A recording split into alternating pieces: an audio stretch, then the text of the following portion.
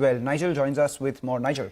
Well, that's right. Let's break it up into two parts. The larger names then. ACC and Ambuja, remember all through this year, they have done a relative outperformance. But otherwise, the traditional, traditional stocks that find favor with the market have been Ultratech as well as Shree Cement. Both of them have been relative underperformers.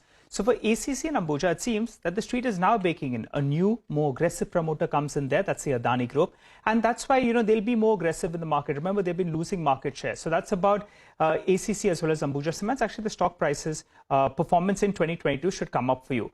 For Shree as well as Ultratech Cement, it appears that they have underperformed by around, 10 to around 15% lower in this year itself. So they have underperformed the other two, and they are playing a bit of catch up. So that's why those stocks are running along. In fact, for Shree Cement, which has been a rank underperformer, it was, out of the Nifty. It's all that announcement has come about. In the run-up to that announcement, we did see a lot of selling. So that's playing a bit of catch-up out there. Now, on a valuation parameter, Ambuja Cements, that's relatively more expensive in comparison to ACC.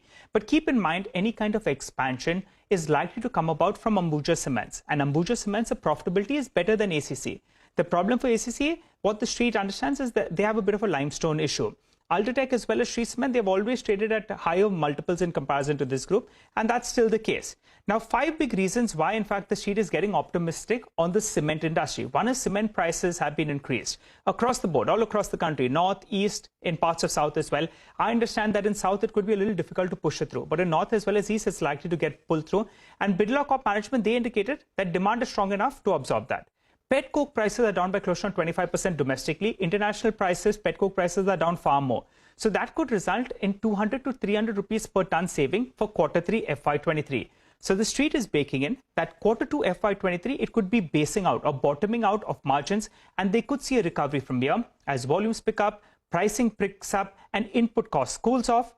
Post-monsoon, we know demand bounces back, so that's likely to play its role as well. Strong demand in the second half of the year is what the street is factoring in, and hopes of some bit of consolidation that could potentially play out. That's where you're seeing some of these smaller names, potential targets, so to call it, whether it's Sanghi Industries, India Cements. The street believes that there is something going on out there. We don't have any confirmation, but those stocks just in the last 1 month have seen a big, big run. Back to you guys.